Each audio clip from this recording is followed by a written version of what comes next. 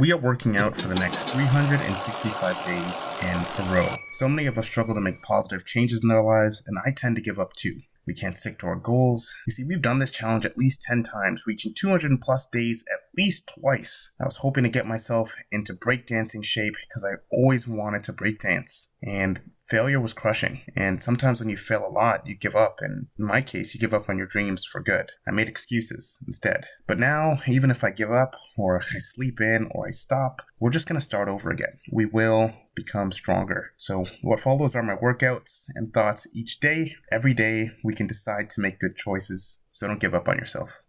Something I mentioned a while ago that I'd start doing is push up negatives and even going down to knee push ups and just exhausting myself on a set. I did 4 sets of this. I had push ups on the toes, drop down from toes, come back up, do negatives after negatives there. I do knee push ups, and you're seeing me near the end of my shoulders and chest and everything, just not wanting to work anymore.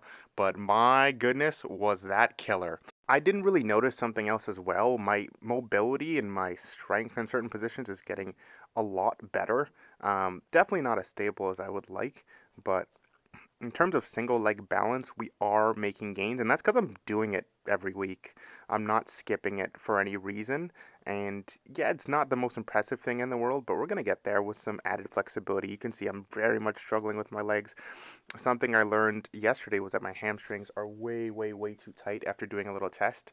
I basically had myself lie down and raise one of my legs and then kind of measure the angle between my heel and my knee and all this other funky stuff to figure out, hey, you should stretch your hams.